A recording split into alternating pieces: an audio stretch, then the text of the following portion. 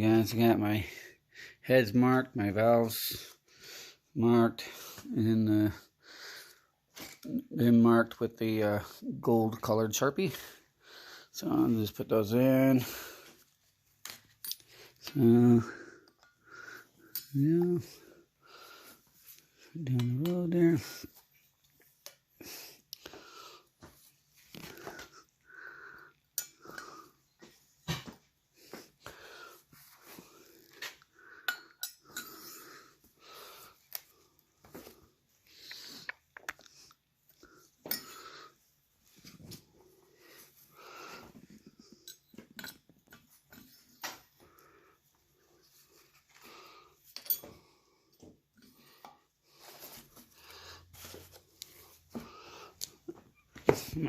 It's like cardboard chunks. Should I keep them for later?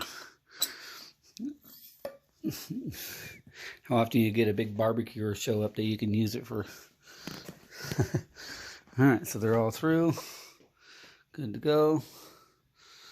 Okay, I gotta put my valve guides on. My seals, I got a whole bunch of seals. So my kit came with